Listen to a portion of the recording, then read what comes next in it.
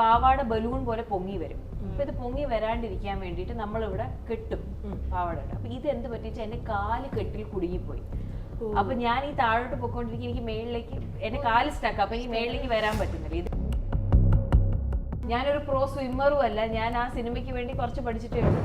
ഇങ്ങനത്തെ ഇപ്പം item song വരുന്നതും അല്ലെങ്കിൽ ഒബ്ജക്ടിഫിക്കേഷൻ സിനിമയിൽ വരുന്നതൊക്കെ തെറ്റാണ് എന്ന് മനസ്സിലാക്കി തുടങ്ങുന്ന ഒരു ജനതയുടെ ഭാഗം തന്നെയാണ് ഞാൻ. ഐറ്റം സോങ് എന്ന് പറയുമ്പോൾ ഐറ്റം സോങ്ങിന് വേണ്ടി ഐറ്റം സോങ് വെച്ചതല്ല.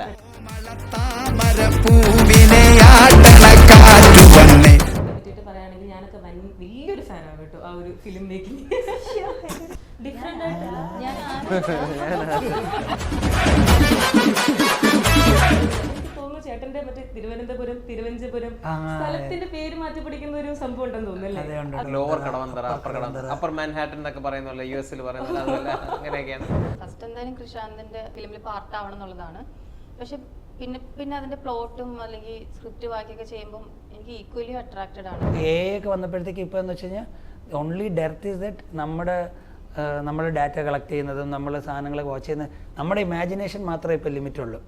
അത് ഇമാജിൻ ചെയ്യാൻ പറ്റിക്കഴിഞ്ഞാൽ അതിന് എങ്ങനെയെങ്കിലും VFXും AIയും സം ടെക്നോളജി വെച്ച് നമുക്ക് ചെയ്യാൻ പറ്റും.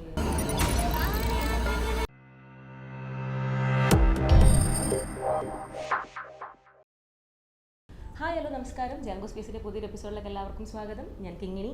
അപ്പോൾ ഇന്ന് എൻ്റെ കൂടെ ജോയിൻ ചെയ്യുന്നത് മസ്തിഷ്ക മരണം എന്ന സിനിമയുടെ വിശേഷങ്ങളുമായി Niranj, Rajisha Vijayan, Divya and director of the film Krishand. Welcome to the show. എന്തൊക്കെയുണ്ട് വിശേഷം? സുഖമായിട്ടിരിക്കുന്നു. ഓക്കെ, നമ്മുടെ മസ്തിഷ്ക മരണം ഞാൻ കുറച്ച് പറയുന്നത് തന്നെ ഈ ഒരു സിനിമയുടെ ആ ഒരു ചെറിയൊരു വീഡിയോ ലൈക്ക് ടീസർ പുറത്ത് വന്നപ്പോൾ തന്നെ ആൻഡ് ഈവൻ ദ പോസ്റ്റർ എല്ലാം പെട്ടെന്ന് തന്നെ ഒരു ചർച്ചാ വിഷയമായി. സോഷ്യൽ മീഡിയ അങ്ങ് തൂക്കിയെന്ന് വേണമെങ്കിൽ പറയാം. അതിൻ്റെ ഒരു കളർ ടോൺ, കാസ്റ്റ്, നിങ്ങളുടെ കോസ്റ്റ്യൂം, എല്ലാവരുടെയും ലുക്ക്, എല്ലാം എവറിത്തിങ് എല്ലാം ഭയങ്കര ഡിസ്കഷനായിട്ട് മാറി. അപ്പോൾ നമുക്കറിയാവുന്ന കാര്യം സയൻസ് ഫിക്ഷൻ ആണെന്ന് തോന്നിയിട്ടുണ്ട് ആൻഡ് ഓൾസോ നല്ല ഹ്യൂമർ വർക്കൗട്ട് ചെയ്തിട്ടുണ്ടെന്ന് പറയുന്നത് കേട്ടിട്ടുണ്ട്. അപ്പോൾ ഇതിൻ്റെയൊക്കെ അപ്പുറത്തേക്ക് എന്താണ് ഈ ഫിലിം ഓൾ അബൌട്ട്? ഇതൊരു സൈഫൈ സൈബർ പങ്ക് 2046 നടക്കുന്ന ഒരു കഥയാണ്. കൊച്ചിയിൽ തന്നെ. അതിന്റെ നിയോ കൊച്ചി സ്ഥലത്തിന്റെ പേര്. അപ്പോഴത്തേക്കും ഇപ്പോൾ സ്ഥലങ്ങളുടെ പേരും ഓബിയസ്ലി അങ്ങനെ ആ ഒരു രീതിയിൽ നമുക്ക് പക്ഷെ എന്നാൽ റിലേറ്റബിൾ ആയിരിക്കും ഇവിടെ ഉള്ള ആൾക്കാർക്കെല്ലാം. ലോവർ കടവന്തറ, അപ്പർ മാൻഹാട്ടൻ എന്നൊക്കെ പറയുന്നല്ലോ, US പറയുന്നത്. അതുപോലെ അങ്ങനെയൊക്കെയാണ് സ്ഥലം. അപ്പം ഭയങ്കര രസമുള്ള ഒരു സ്പേസിലാണ്. ഫ്യൂച്ചറിൽ കൊണ്ട് നമ്മൾ ഇപ്പോഴത്തെ തന്നെ റിലേറ്റബിൾ ആയ കുറേ ആൾക്കാരെ കൊണ്ട് അങ്ങനെ എന്താ പറയുക പ്ലേസ് ചെയ്ത് എങ്ങനെ ഇരിക്കും എന്നൊക്കെ നമുക്ക് തോന്നിപ്പോകും ചില സമയം. കാരണം ആർക്കും ഒരു കൺഫ്യൂഷൻ ഉണ്ടാകുന്ന തരത്തിലുള്ള ഡയലോഗ്സ് ഒന്നുമല്ല. പക്ഷെ ടെക്നോളജി മാറുന്നതിനനുസരിച്ച് ഈ പോക്കിൽ നമ്മൾ എങ്ങോട്ടാണ് ചെന്നെത്തുന്നത് നമുക്ക് തോന്നൽ വരും. 2046 എന്ത് സംഭവിക്കാം. അപ്പം അതൊരു പക്ഷെ പടം ഫുൾ ഹ്യൂമറിൽ പറഞ്ഞു പോകുന്നതാണ്. പക്ഷെ അറ്റ് ദ കോർ ഒരു ഭയങ്കര ഇൻട്രസ്റ്റിംഗ് ആയിട്ടൊരു പ്ലോട്ട് ഉണ്ട്, ഒരു കഥാന്തം ഉണ്ട്. അപ്പം അതൊക്കെ രസമുള്ള ഒരു പരിപാടി ആയിരിക്കും. തീർച്ചയായിട്ടും ഒരു എക്സ്പീരിയൻസ് തന്നെയാണ്. ഈ പറഞ്ഞ സ്ഥലത്തിന്റെ പേര് അതെനിക്ക് തോന്നുന്നു ചേട്ടന്റെ മറ്റേ തിരുവനന്തപുരം തിരുവഞ്ചപുരം സ്ഥലത്തിന്റെ പേര് മാറ്റി പിടിക്കുന്ന ഒരു സംഭവം ഉണ്ടെന്ന് തോന്നുന്നല്ലേ? അത് ഭയങ്കര ഇൻട്രസ്റ്റ് ഉള്ള ഒരു കാര്യമാണോ? അത് നമ്മൾ ആദ്യം സെൻസർ ബോർഡിന് പ്രശ്നം വരാതിരിക്കാൻ വേണ്ടി ചെയ്തത് പുരുഷപ്രയത്തിന്. അപ്പൊ അതിനുശേഷം അത് ഭയങ്കര ഇൻട്രസ്റ്റിംഗ് ആയിട്ട് തോന്നി. എന്ന് വെച്ചാൽ എല്ലാത്തിനും ഫിക്ഷണൽ പേരുകളിടാൻ വേണ്ടിയിട്ട്. ഓക്കെ, ഇപ്പം ചേട്ടന്റെ ഫിലിമിനെ പറ്റിയിട്ട് പറയുകയാണെങ്കിൽ ഞാനൊക്കെ വലിയൊരു ഫാനാണ് കേട്ടോ ആ ഒരു ഫിലിം മേക്കിംഗ്. വലിയൊരു ഫാനാണ്. ഡെഫിനറ്റ്ലി എനിക്ക് തോന്നുന്നു ഡിഫറെന്റ് ആയിട്ടല്ല, ഡിഫറെന്റ് ആയിട്ട് ഒരുപാട് ജോണറിൽ ഫിലിം ചെയ്തിട്ടുണ്ടെങ്കിൽ പോലും കൃഷാന്തിന്റെ ആയിട്ടുള്ള ഒരു പാറ്റേൺ എല്ലാ ഫിലിംസിലും കാണാറുണ്ട്. ഒരു non linear type of story telling കാണുന്നുണ്ട്. ഫിക്ഷനും ഡോക്യുമെന്ററിയും ബ്ലെൻഡ് ചെയ്തിട്ടുള്ള ഒരു സ്റ്റൈലാണ്. അപ്പം ഈ ഫിലിമിലും അങ്ങനെ ഒരു നോൺ ലീനിയർ രീതിയിലാണോ പോകുന്നത്? സ്ക്രിപ്റ്റ് എഴുതുമ്പോൾ തന്നെ അങ്ങനെ പ്ലാൻ ചെയ്താണോ ചെയ്യുന്നത് നോൺ ലീനിയർ രീതിയിൽ പോകണമെന്ന്? അല്ല, അങ്ങനെയല്ല. ഞാൻ ആദ്യമൊക്കെ ഈ ട്രഡീഷണൽ 3 ആക്ട് പ്രോപ്പറായിട്ട് അങ്ങനെ എഴുതി പോകുമായിരുന്നു. ഇടയ്ക്ക് എനിക്ക് എൻ്റെ പേടി മാറി, എഴുത്തിൻ്റെ പേടി മാറി. അപ്പോൾ എഴുത്തിൻ്റെ പേടി മാറുമ്പോഴത്തേക്കും നമ്മൾ ഇതിൻ്റെ ആക്റ്റുകളും സ്ട്രക്ചറുകളതിനെക്കാട്ടും കൂടുതൽ നമ്മുടെ ബ്രെയിനിനെ ട്രസ്റ്റ് ചെയ്തിട്ടും നമ്മുടെ ബ്രെയിനിൽ നിന്ന് ഫ്ലോയിൽ വരുന്ന തോട്ട്സുകൾ അറേഞ്ച് ചെയ്യുന്നൊരു ഇതിലെത്തി. നമ്മുടെ ബ്രെയിനിലെ തോട്ട്സുകൾ ലീനിയർ ഓർഡറിലല്ല. പിന്നെ ഇത് ലീനിയർ കാണുന്ന ആൾക്കാരെ കമ്മ്യൂണിക്കേറ്റ് ചെയ്യണമെന്ന് പറഞ്ഞൊരു പരിപാടി മാത്രം മ്യൂസിക് വെച്ചും സൗണ്ട് വെച്ചും ഭാഷ വെച്ചിട്ടും ഒക്കെ ചെയ്യുന്നുണ്ട്. അപ്പം അതിൽ അങ്ങനെയാണ് ഇത് നോൺ ലീനിയർ ആയിത്തീരുന്നത്. ഈ ഫിലിമും ആ ഒരു രീതിയിൽ തന്നെയാണോ? ഈ ഫിലിം നോൺ ലീനിയർ അല്ല. ഇല്ല, ഇതിൻ്റെ അകത്ത് ടെമ്പറൽ ആയിട്ടുള്ള ഡിസ്റ്റർബൻസുകൾ അങ്ങനെയൊന്നും ഇല്ല. ഓക്കെ, ഇത് വേറൊരു പരിപാടിയാണ്. ഒന്നും ബാക്കി പറയുന്നില്ല. അല്ലെന്ന് പറഞ്ഞു കഴിഞ്ഞാലും ഇത് still it would survive, I'm pretty sure. പക്ഷേ അതല്ലല്ലോ. അതെ, മനസ്സിലായി. കമ്മിങ് ടു ചേച്ചി, കുറേ നാളുകൾക്ക് ശേഷം മറ്റേ പേളിച്ചൊരു ഇന്റർവ്യൂവിൽ പറഞ്ഞിട്ടുണ്ടായിരുന്നു ഞാനൊരു കംബാക്ക് നടത്തുന്നുണ്ട് ഡിസംബറിലത്. അങ്ങനെ കംബാക്ക് നടത്തുന്നുണ്ട്.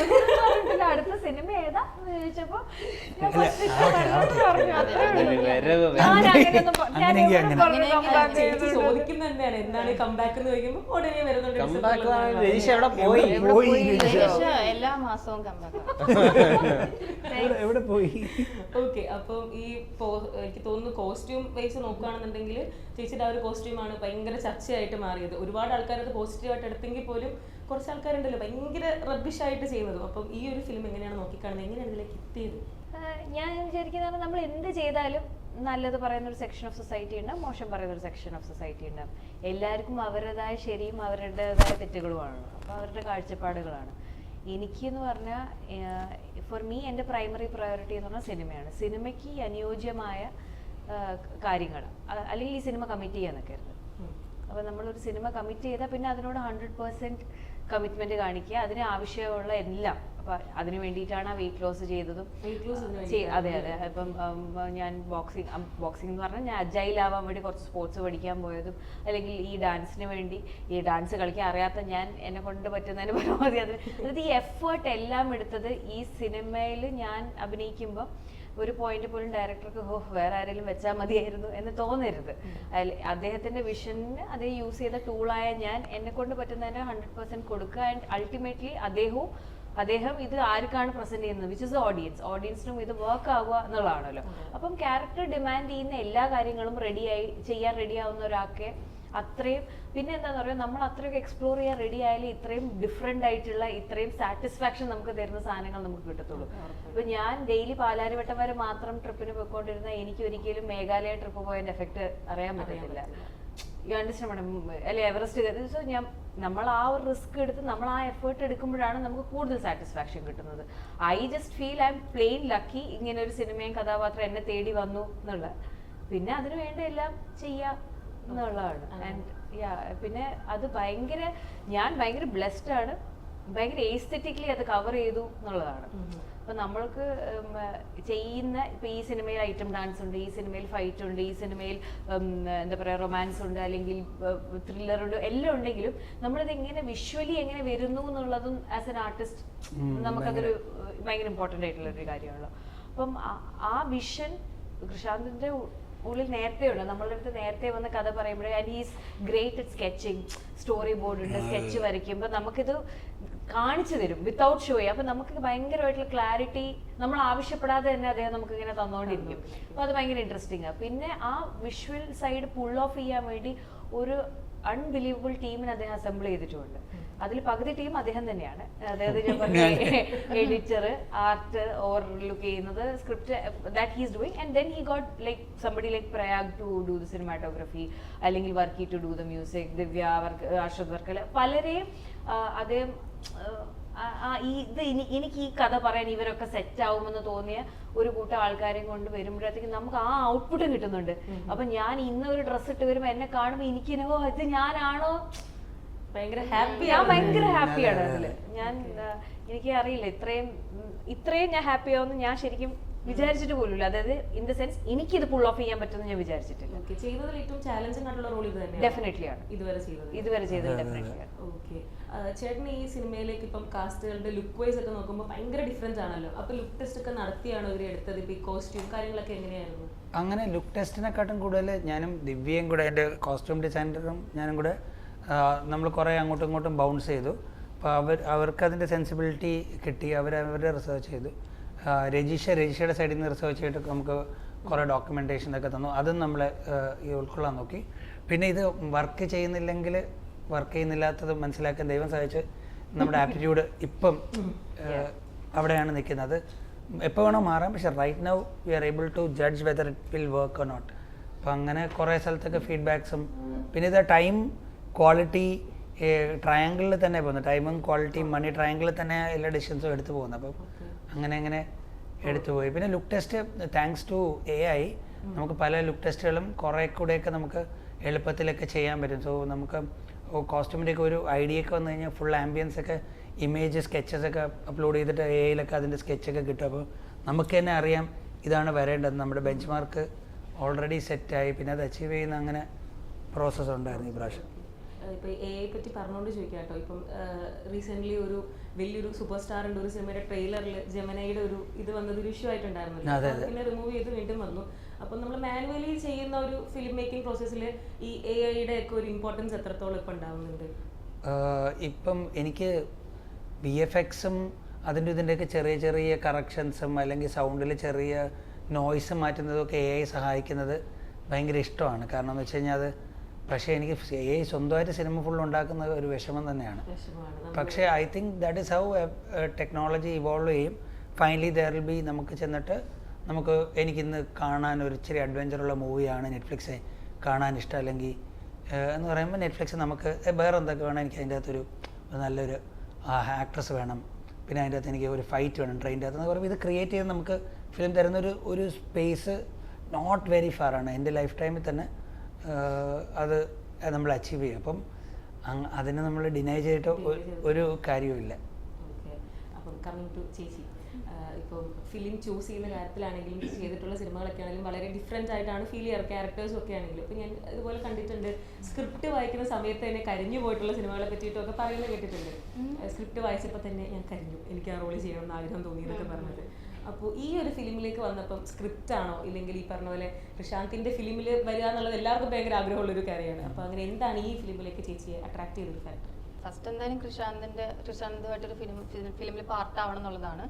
പക്ഷെ പിന്നെ അതിന്റെ പ്ലോട്ടും അല്ലെങ്കിൽ സ്ക്രിപ്റ്റ് വായിക്കൊക്കെ ചെയ്യുമ്പം എനിക്ക് ഈക്വലി അട്രാക്റ്റഡ് ആണ് കാസ്റ്റ് ആൻഡ് ക്രൂ എല്ലാം. നോർമലി ചേച്ചി ഒരു ഫിലിം ചൂസ് ചെയ്യുന്ന സമയത്ത് എന്തൊക്കെയാണ് ലൈക്ക് നോക്കാറുള്ളത്? ചേച്ചിയുടെ ക്യാരക്ടറാണോ, ഫിലിമിന്റെ ഓൾ സ്ക്രിപ്റ്റ്? കുറേ ഉണ്ട്. നമുക്ക് അങ്ങനെ മാത്രം നോക്കി ചൂസ് ചെയ്യാനുള്ള ഒരു ഇതെനിക്ക് ഇപ്പം വരുന്നതെല്ലാം ഓൾമോസ്റ്റ് ഞാൻ ചെയ്യുന്നുണ്ടെന്നാ തോന്നുന്നത്. അങ്ങനെ ചൂസ് ചെയ്യാനുള്ള ഒരു ഇതില്ല. പക്ഷെ എന്നാൽ ഇതെല്ലാം ഓരോ കോമ്പിനേഷനാണ്. ചിലപ്പോൾ ഡയറക്ടർ ആയിരിക്കും, ചിലപ്പോൾ സ്ക്രിപ്റ്റ് ആയിരിക്കും, അല്ലെങ്കിൽ ചിലപ്പോൾ തോന്നും ഓക്കെ ഈ ആക്ടറിൻ്റെ കൂടെയാണ് അഭിനയിച്ചിട്ടില്ലല്ലോ, ഇയാളുടെ കൂടെ അഭിനയിക്കണമല്ലോ എന്ന് തോന്നും. അങ്ങനെ കുറേ ഉണ്ട്. അതൊരു പെർമ്യൂട്ടേഷൻ കോമ്പിനേഷൻ എന്ന് പറയുന്ന ഒരു ഇതാണ്. ശരിക്കും എനിക്ക് ഇന്റർവ്യൂവിൽ വരാൻ നേരത്തെ എനിക്ക് ഏറ്റവും പേടി ചേച്ചിയോട് സംസാരിക്കുന്നതായിരുന്നു. നമ്മളിങ്ങനെ പല സ്റ്റേറ്റ്മെന്റ്സും ഇന്റർവ്യൂലൊക്കെ സംസാരിക്കും, ഭയങ്കര ബോൾഡ് ആയിട്ട് സീരിയസ് ആയിട്ട് കണ്ടോ ഞാൻ ഒരാളെ അല്ല, ഭയങ്കര ഫണ്ണായിട്ടുള്ള. അത് ദിവ്യാന്ന് വിളിച്ചു നോക്കൂ, ചിലപ്പോ ആ പേടി മാറും. ചേച്ചിന്ന് വിളിക്കുന്നില്ലേ, പേര് വിളിച്ച് അഡ്രസ് ചെയ്താൽ കുറെ ഒക്കെ പേടി മാറും. ഞാൻ വന്നപ്പോ ഫസ്റ്റ് നോക്കി ചിരിച്ചപ്പോ ഞാൻ അയ്യോ ചിരിക്കണോ, എനിക്ക് പെട്ടെന്ന് നമുക്ക് ഓട്ടോമാറ്റിക് ആയിട്ടൊരു എന്തെങ്കിലും ഒരു എക്സാമ്പിൾ എന്നുവെച്ചാൽ കാഴ്ചപ്പാടുള്ള ആൾക്കാരുടെ അടുത്തുള്ള ഒരു കൗതുകമാണ്, അത് പേടിയാണ്. പറയണ്ടേന്ന് അറിയില്ല. എനിക്ക് തോന്നുന്നു എന്റെ കുറെ ഇന്റർവ്യൂസ് കുറച്ച് സീരിയസ് ടോണിലാ പോവാറ്. അപ്പൊ എനിക്ക് അങ്ങനെ തന്നെ ഇരിക്കുന്ന ഒരാൾ ഓപ്പോസിറ്റ് വരുമ്പോ ഒരു സാധനം ഉണ്ടാവില്ല. നമ്മൾ ഒരുപോലെയാണ്. സീരിയസ് ആയിട്ട് ഫീൽ ചെയ്തിട്ടുണ്ടെന്ന് ഈ സിനിമ ഒന്ന് കണ്ടു നോക്കാം, എല്ലാം ശരിയായിക്കോളും, എല്ലാം മാറിക്കോളും. നിങ്ങൾ രണ്ടുപേരും കോമ്പിനേഷൻ മൂന്നാമത്തെ സിനിമയാന്ന് തോന്നുന്നു ഇപ്പൊ ഒരുമിച്ച്. ആ ഒരു നിങ്ങൾ ഒരു അടിപൊളി കോംബോ ആണോ? പിന്നെ അല്ലേ, പിന്നല്ല ഫൈനൽസ്, മധുരമനോരമോ, പിന്നെ ഇത് എല്ലാം നല്ല പടങ്ങൾ തന്നെയാണ്. രണ്ടുപേർക്ക് പറയൂ രജിഷയെ പറ്റിയിട്ട്. ധ്രുവൊക്കെ പറയുന്നത് favourite film June, favourite actress Rajisha, എങ്ങനെയാ ആര് ഞാൻ പറയണത്?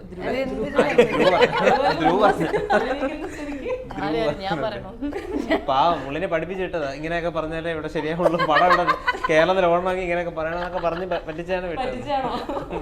ശരിക്കും എങ്ങനെയുണ്ട് രജിഷയുടെ കൂടെ ഇപ്പം മൂന്നാമത്തെ ഫിലിം വർക്ക് ചെയ്യുന്നത്? ഭയങ്കര രസമാണ്. അവര് എപ്പോഴും എന്താ പറയാ, അങ്ങോട്ടും ഇങ്ങോട്ടും നമ്മൾ ചൊറിഞ്ഞുകൊണ്ടിരിക്കുന്നതാണ്, എപ്പോഴും സ്ഥിരം പരിപാടികളാണ്. അപ്പം അത് തന്നെയാണ് കണ്ടിന്യൂ ചെയ്ത് പോകുന്നത്. പിന്നെ ഭയങ്കര ടാലന്റഡ് ആണ്. പിന്നെ നമ്മൾ ഇനി അതിനപ്പുറം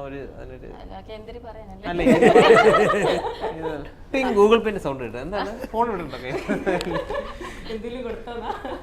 നിരഞ്ജ് ഭയങ്കര ടാലന്റഡ് ആക്ടർ. നിരഞ്ജിന്റെ കൂടെ ഞാൻ ആദ്യമായിട്ട് വർക്ക് ചെയ്യുന്ന ഫൈനൽസ് എന്ന് പറഞ്ഞ സിനിമയില്ല. അപ്പൊ ഫൈനൽസിൽ ചെയ്യുമ്പോൾ അതിൽ നമ്മൾ മറ്റേ റൊമാൻറ്റിക്കലി ലിങ്ക്ഡ് ആയിട്ടുള്ള ഒരു പരിപാടിയായിരുന്നു. ആൻഡ് ദെൻ സ്പോർട്സ് ഉണ്ട്.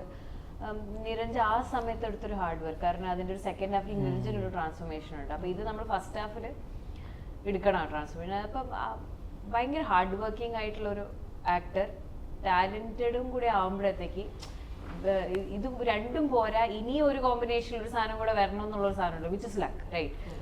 ഐ ഫീൽ ലൈക്ക് ആ സാധനം ബ്രേക്ക് ആകാൻ പോകുന്നത് ചിലപ്പോൾ മസ്തിഷ്ക മരണത്തിലായിരിക്കും. കാരണം മറ്റത് രണ്ടും അബണ്ടൻ്റ്ലി നിരഞ്ജനുണ്ട്, വളരെയധികം ഈ ടാലന്റും അതിനേക്കാൾ കൂടുതൽ അദ്ദേഹത്തിന് ഇത് നേടണം, അല്ലെങ്കിൽ എനിക്ക് ചെയ്യാൻ പറ്റണം, ഫുൾ ഓഫ് ചെയ്യാൻ പറ്റണം, അതിനുവേണ്ടി ഹാർഡ് വർക്ക് ചെയ്യാനുള്ള ഒരു ത്വരയുമുണ്ട്. അപ്പോൾ പിന്നെ റൈറ്റ് പ്രൊജക്ട്സിലോട്ട് ലാൻഡ് ചെയ്ത് അത് ഡെഫിനറ്റ്ലി, കാരണം ഞാൻ വിശ്വസിക്കുന്ന ഒരു കാര്യമാണ്, ഏറ്റവും കൂടുതൽ നമുക്ക് പുൾ ഓഫ് ചെയ്യാൻ ബുദ്ധിമുട്ടുള്ള ഒരു സാധനം കോമഡിയാണ്. മറ്റൊരാളെ ചിരിപ്പിക്കുക എന്ന് പറഞ്ഞാൽ it's not easy at all. അപ്പം അത് ഇന്നേറ്റ് ആയിട്ട് പുള്ളിയുടെ ഉള്ളിൽ തന്നെ ആ ഒരു ടൈമിംഗ് ഉണ്ട്. 500 കോമഡി ഉണ്ട് ഇങ്ങനെ എറിഞ്ഞോണ്ടിരിക്കും. അത് അതിന് ഒരു 500 എണ്ണവും വർക്കുമാണ്. പിന്നെ നമുക്കത് അത്രയും വേണ്ട വർക്ക് ചെയ്യും. ആക്ച്വലി ഞാൻ കൃഷ്ണന്റെ അടുത്ത് 1000 എണ്ണം പറയാം, അതിൽ ശരിക്കും പറഞ്ഞാൽ 10 വർക്കാവുള്ളൂ. പക്ഷെ 10 നല്ലതായിരിക്കും തോന്നുന്നു. അതാണ് ഞാനത് ശരി മധുരമനോരമോഹം ചെയ്യുമ്പോഴാണ് എനിക്ക്, കാരണം അവിടെയാണ് നമ്മൾ തമ്മിൽ ആ ഒരു കോമഡി വർക്ക്ഔട്ട് ചെയ്യാനുള്ള സ്പേസ് കിട്ടിയത്. എനിക്ക് അപ്പോഴാണ് നേരിട്ട് നിരഞ്ജനം, എനിക്ക് നമ്മൾ സിംഗിൾ ടേക്ക് അല്ല ഒറ്റ ടേക്കിൽ അത് ചെയ്ത് അന്ന് പോയി 15 മിനിറ്റ് നമ്മൾ സീൻ തീർന്ന് നമ്മൾ പോയി. കാരണം ആ ടൈമിങ്ങിൽ ഒരാളുടെ കൂടെ വർക്ക് ചെയ്യാൻ പറ്റുമ്പം ഇതിലെന്ന് പറഞ്ഞാൽ നമ്മൾ തമ്മിൽ ഈ 2 ബന്ധമില്ല.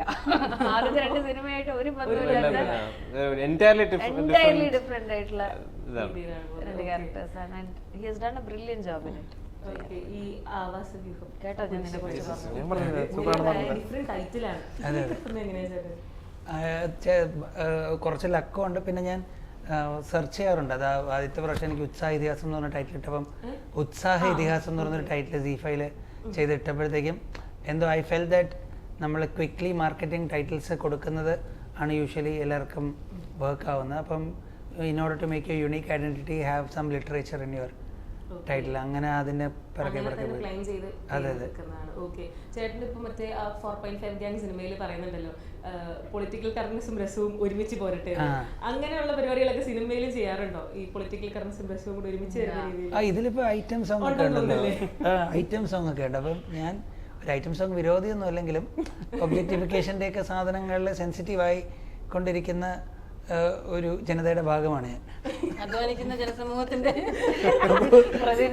അല്ല, പക്ഷെ എന്നാലും ഇങ്ങനത്തെ ഇപ്പം ഐറ്റം സോങ് വരുന്നതും അല്ലെങ്കിൽ ഒബ്ജക്ടിഫിക്കേഷൻ സിനിമയിൽ വരുന്നതൊക്കെ തെറ്റാണ് എന്ന് മനസ്സിലാക്കി തുടങ്ങുന്ന ഒരു ജനതയുടെ ഭാഗം തന്നെയാണ് ഞാനും.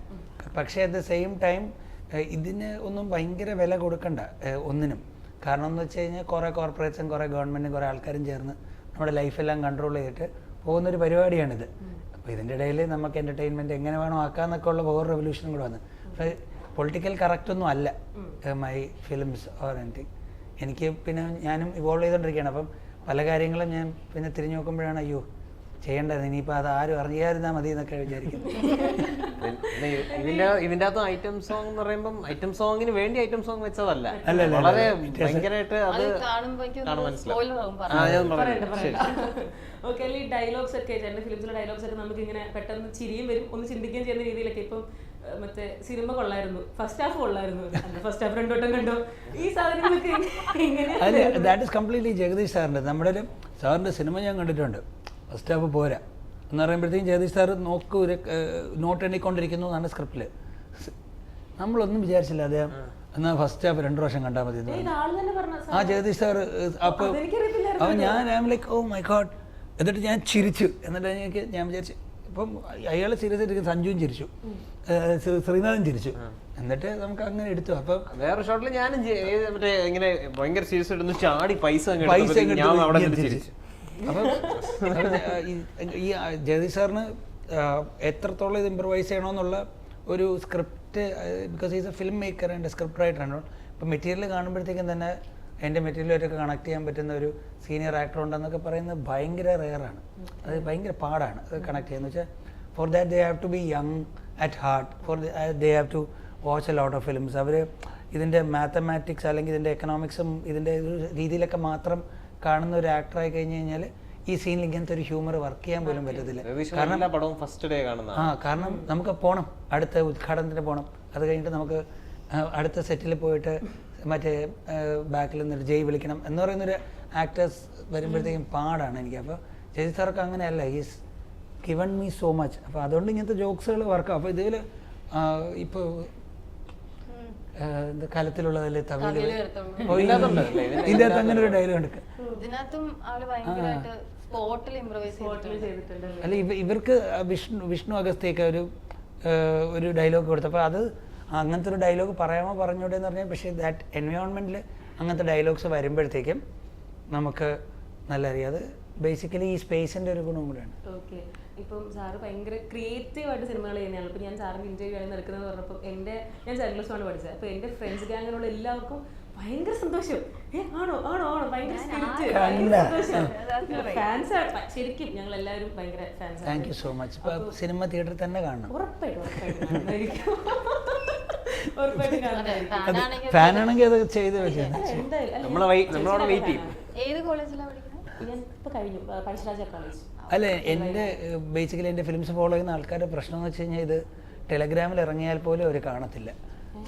പക്ഷേ എന്നിട്ട് അവരതിൻ്റെ ഭാഗങ്ങൾ മാത്രം reels like that is the generation that likes my film.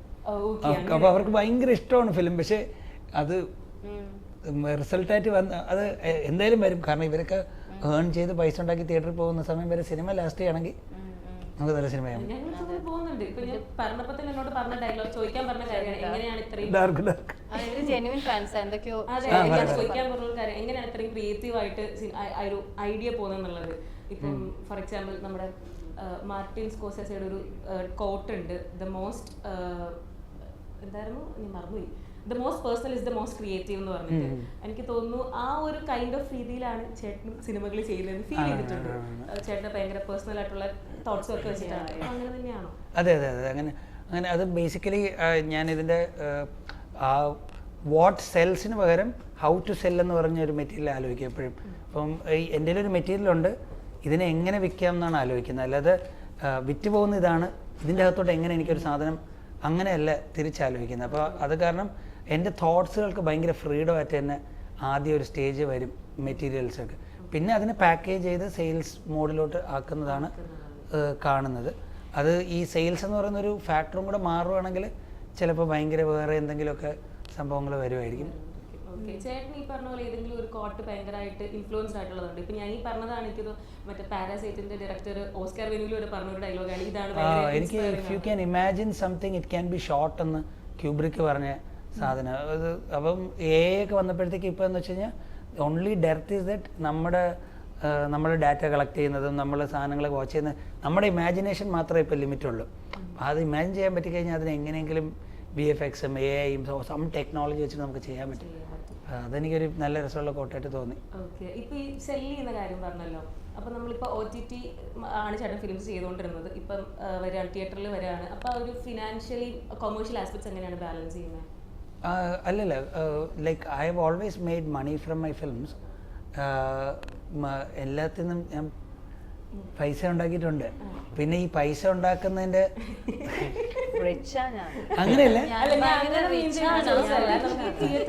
സിനിമകളുടെ നമുക്ക് കൃത്യമായിട്ട് അറിയാൻ പറ്റും ഇത്ര ബഡ്ജറ്റിൽ ചെയ്തു അറിയാൻ പറ്റുമല്ലോ. അല്ലല്ല, പക്ഷേ ഇത് അങ്ങനെയല്ല ഇത് ചിലവാക്കുന്ന പൈസ തിരിച്ചു കിട്ടുന്ന ഒരു ബിസിനസ്സാണെന്ന് മനസ്സിലാക്കിക്കൊണ്ട് തന്നെ ചെയ്യുന്നത്. ഇപ്പം OTTs നിന്നൊക്കെ ആ വർഷം ഇറങ്ങിയ സിനിമകളുടെ ലാഭത്തിൻ്റെ പെർസെൻറ്റേജ് വെച്ച് കഴിഞ്ഞാൽ പുരുഷപ്രയത്നമൊക്കെ ഭയങ്കര ലാഭമാണ് നമുക്ക് കിട്ടിയിരിക്കുന്നത്. And we have always made money except for my first film. ബാക്കി എല്ലാത്തിലും മണി ഉണ്ടാക്കിയിട്ടുണ്ട്. അപ്പം ഇൻവെസ്റ്റ്മെൻറ്റും റിട്ടേണും തമ്മിൽ ഭയങ്കര ഒരു ബന്ധമുണ്ട്. അപ്പോൾ നമ്മൾ ഇൻവെസ്റ്റ് ചെയ്ത് എത്രയാണെന്ന് എനിക്ക് പറയാൻ പറ്റത്തില്ല, കാരണം നമുക്ക് എല്ലാത്തിലും റിട്ടേൺസ് കിട്ടിയിട്ടുണ്ട്. തിയേറ്ററിന് വേറൊരു ആസ്പെക്റ്റ് കൂടെ ഉണ്ട്. അപ്പം it also depends on the marketing team, the production house. അപ്പോൾ ഒരു മെറ്റീരിയൽ വന്നു കഴിഞ്ഞാൽ അത് സ്പ്രെഡ് ചെയ്യുന്നത് ബേസ് ചെയ്തിട്ടായിരിക്കും അതിൻ്റെ ഒരു just because the film is good അത് ഹിറ്റ് ആവണം അങ്ങനെയൊന്നും ഇല്ല. അത് ഭയങ്കര ഒരു ട്രൂത്ത് ഓഫ് ദ മൊമെന്റ് ആണ്. അതെ അതെ, വളരെ മോശം സിനിമകളും ഹിറ്റ് ആവുന്നുണ്ട്, നല്ല സിനിമകളും ഹിറ്റ് ആവുന്നുണ്ട്. അങ്ങനെ നല്ല സിനിമകൾ ആരും കാണാതെ പോകുന്നത് നമുക്കൊന്നും ഫിക്സ് ചെയ്ത് പറയാം. അപ്പോൾ ഞാൻ ഈ ചോദിക്കുന്ന ക്വസ്റ്റ്യൻ ഈ സിനിമയായിട്ട് ബന്ധമൊന്നുമില്ല കേട്ടോ, പക്ഷെ എങ്കിൽ പോലും കുറേ ട്രോൾസ് ഒക്കെ വന്നപ്പോൾ ഞാൻ നോട്ട് ചെയ്തത് ജസ്റ്റ് കാഷ്വലി ചോദിക്കുന്നതേ ഉള്ളൂ. മറ്റേ ഫിലിമിൻ്റെ ഒരു ഷൂട്ടിങ്ങിൻ്റെ ഇടയ്ക്ക് അനുപമ ആയിട്ടുണ്ടായിരുന്നു. ഷൂട്ടിങ്ങിൻ്റെ ഇടയ്ക്ക് വെള്ളത്തിൽ ചാടിയപ്പോൾ നീന്താൻ മറന്നുപോയി എന്ന് പറയുന്ന ഒരു സംഭവം ഉണ്ടായിരുന്നു. കുറേ ആൾക്കാർ അത് ട്രോള് പോലെ ഇങ്ങനെ കൊണ്ടുവന്നു, നീന്താൻ ഒരിക്കലും ഒരാൾ മറക്കില്ല അതൊക്കെ പറഞ്ഞിട്ട്. അതാണ് ചോദിക്കാൻ പിന്നെയും സ്വിമ്മിങ് എന്ന് പറയുന്ന ഒരു സാധനം എന്ന് പറഞ്ഞാൽ ഞാൻ പൂളിലാണ് സ്വിമ്മിങ് പഠിച്ചത്. അപ്പം നമുക്ക് എപ്പോഴും ഈ ഷാലോ സൈഡ്, ഡീപ്പ് സൈഡ് അങ്ങനെ പരിപാടി ഉണ്ടല്ലോ.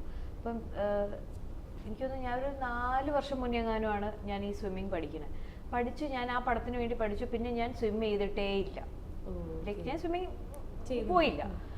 ഇത് പക്ഷേ സ്വിമ്മിങ് മറന്നുപോയി എന്ന് പറയുന്ന മൊമെന്റ് എന്താ വെച്ചാൽ ഇത് ഞാൻ ചാടുന്നത് ഒരു കായലിലോട്ടാ.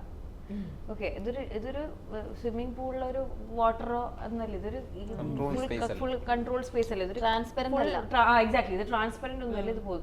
പിന്നെ ഞാൻ നമ്മൾ സ്വിമ്മിങ് പഠിക്കുമ്പോൾ ഇവിടുന്ന് ഔട്ട്ഫിറ്റ് എന്താ ഇതെന്ന് പറഞ്ഞാൽ അണ്ടർ സ്കേർട്ട് ഉണ്ട്, അതിന്റെ മേലെ പാവടി ധാവണി കൊടുത്തിരിക്കുന്നത്. അപ്പൊ ഞാൻ ഈ ചാടിയപ്പോഴത്തേക്ക് ബേസിക്കലി എൻ്റെ അടുത്ത് ഈ പോയിന്റ് വരെ, ഇപ്പൊ ഇത് ഡൈവ് ചെയ്യുവാണ്, അപ്പൊ ഈ പോയിന്റ് വരെ ഇവിടെ ഡൈവ് ചെയ്താൽ മതി എന്ന് പറഞ്ഞതാ. പക്ഷെ എന്നോട് കുറച്ചും കൂടെ മുന്നോട്ട് പോയി. സോ അത് ആഴമുള്ള ഏരിയ ആണ്, അതിന്റെ താഴെ കല്ലോ സ്റ്റെപ്പോ ഒന്നുമില്ല. അപ്പൊ ഈ അണ്ടർ സ്കേർട്ട് പറന്ന് പോകാണ്ടിരിക്കാൻ വേണ്ടിയിട്ട് ഇവർ ഇവിടെ നോട്ട് ഇടും. ജനറലി നമ്മളൊരു പാവാട എടുത്ത് വെള്ളത്തിൽ ചാടി, ഇത്രയും ഡീറ്റെയിലിൽ പറയുന്നത് അത്രയും ഈ ഡൗട്ട് ക്ലിയർ ചെയ്യാൻ വേണ്ടിയിട്ടാണ്. പാവാട ബലൂൺ പോലെ പൊങ്ങി വരും. അപ്പൊ ഇത് പൊങ്ങി വരാണ്ടിരിക്കാൻ വേണ്ടിയിട്ട് നമ്മളിവിടെ കെട്ടും പാവാടയുടെ. അപ്പൊ ഇത് എന്ത് പറ്റിച്ചാൽ എന്റെ കാല് കെട്ടിൽ കുടുങ്ങിപ്പോയി. അപ്പൊ ഞാൻ ഈ താഴോട്ട് പോയിക്കൊണ്ടിരിക്കും, എനിക്ക് മേളിലേക്ക് എന്റെ കാല് സ്റ്റക്ക്, അപ്പൊ എനിക്ക് മേളിലേക്ക് വരാൻ പറ്റുന്നില്ല. ഇതെല്ലാം സെക്കൻഡ്സിന്റെ കാര്യമാണ്. അപ്പം ഇനി ഒരു 10-15 സെക്കൻഡ്സ്. അപ്പൊ മാരി സാറിന് മനസ്സിലായി basically she is going down, she can. അപ്പൊ പുള്ളി എടുത്ത് ചാടി. പുള്ളി അപ്പം കൂളിംഗ് ഗ്ലാസ് കഴിക്കണമെന്നോ ഷൂ കഴിക്കണമെന്നൊന്നും പുള്ളി വിചാരിക്കുന്നില്ല, because he's just trying to save a life. പുള്ളി ചാടി, കൂടെയുള്ളവർ എല്ലാവരും ചാടി, ഞാൻ പുറത്ത് വന്നു. പക്ഷെ ഞാനൊരു പ്രോ സ്വിമ്മറും അല്ല, ഞാൻ ആ സിനിമയ്ക്ക് വേണ്ടി കുറച്ച് പഠിച്ചിട്ടേ ഉള്ളൂ. പക്ഷെ സ്വിമ്മിങ് നമ്മൾ ടച്ച് വിട്ട ഡെഫിനറ്റ്ലി മാത്രമല്ല വെള്ളത്തില് ആൾക്കാർ പെട്ടെന്ന് പാനിക് ആവും. ഈ ഒരു ക്വസ്റ്റ്യൻ ചോദിക്കണമെന്ന് ഭയങ്കര ആഗ്രഹമുണ്ട്, ലാലേട്ടനായിട്ടുള്ള സിനിമയുടെ കാര്യം. അപ്പം ഞാനിങ്ങനെ ഒരു എനിക്ക് തോന്നുന്നു തിയേറ്റർ റെസ്പോൺസ് എന്തോ സംതിങ് ചേട്ടൻ്റെ അടുത്തൊരു ബൈറ്റ് എടുക്കുന്ന സമയത്ത് ഇങ്ങനെ പറയുന്നുണ്ടായിരുന്നു, ഫസ്റ്റ് ടോക്ക് കഴിഞ്ഞു, ഫ്യൂ ചേഞ്ചസ് ഒക്കെ വന്നിട്ടുണ്ട്, അതും കൂടെ ഒന്ന് ക്ലിയർ ചെയ്യണമെന്ന്. അപ്പം ലാലേട്ടൻ തന്നെ പലവട്ടവും പറഞ്ഞിട്ടുണ്ട്, പുതിയ ഡയറക്ടേഴ്സുമായിട്ട് വർക്ക് ചെയ്യുന്ന സമയത്ത് ലാലേട്ടന് വേണ്ടിയിട്ട് സ്ക്രിപ്റ്റിൽ ചേഞ്ചസ് വരുത്തുമ്പം സ്റ്റോറി കുറച്ച് മാറിപ്പോകാറുണ്ടെന്ന്. ഈവൻ ലാസ്റ്റ് ഡേ എനിക്ക് സിബി മെനൽ സാറായിട്ട് ഇന്റർവ്യൂ ഉണ്ടായിരുന്നു. അപ്പോൾ സാറും പറഞ്ഞു ദേവദൂതൻ കുറച്ച് പുതിയ ആൾക്കാർ വെച്ച് ചെയ്യാനിരുന്നതാണ്, പക്ഷെ ലാലേട്ടനെ കാസ്റ്റ് ചെയ്തപ്പം കഥ എൻറ്റയർലി മാറ്റേണ്ടി വന്നു ലാലേട്ടിന് വേണ്ടിയിട്ടെന്നുള്ള രീതിയിൽ. അപ്പം ലാലേട്ടനായിട്ട് ചെയ്യുന്ന ഫിലിം ശരിക്കും ചേട്ടൻ്റെ രീതിയിൽ തന്നെയാണ് പോകുന്നത്, അതോ എന്തെങ്കിലും ഈ പറഞ്ഞ ചേഞ്ചസ് ഫോർ ലാലേട്ടന് വേണ്ടിയിട്ട് മാറ്റുന്നതാണോ? അങ്ങനെയല്ല, കുറച്ച് ലോജിക്കൽ സാധനങ്ങളാണ് ഫീഡ്ബാക്ക് ആയിരുന്നത്. ആ ലോജിക്ക് കവർ ചെയ്യുന്നുണ്ട്. But most importantly it's A fun screen play. അപ്പം ആ സ്ക്രീൻ പ്ലേയിൽ അദ്ദേഹം വന്ന് മോഹൻലാൽ സാർ വന്നു കഴിഞ്ഞാൽ crazy. Mohanlal sir in case if it happens it will be good, otherwise also it's A good screen play. അതെ അതെ അതെ, അത് കോൺഫിഡൻറ്റ് തന്നെയാണ് ആ സ്ക്രീൻ പ്ലേയിൽ. ഇത് പറയുന്ന അഹങ്കാരമായിട്ട് പോയി പോകും എന്തോ ശരി.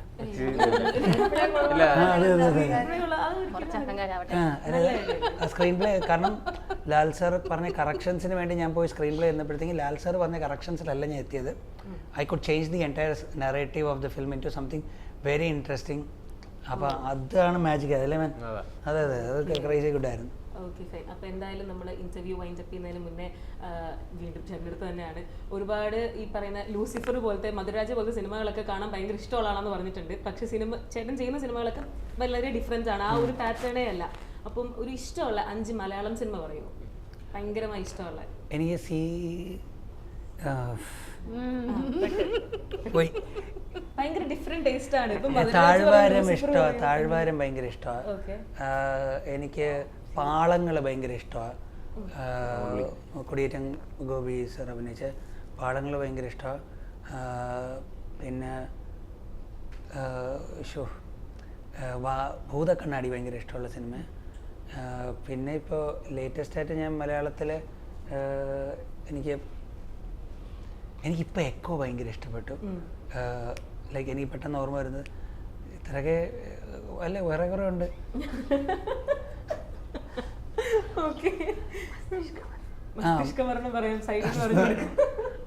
എനിക്ക് അത് കണ്ടിട്ട് പറഞ്ഞു.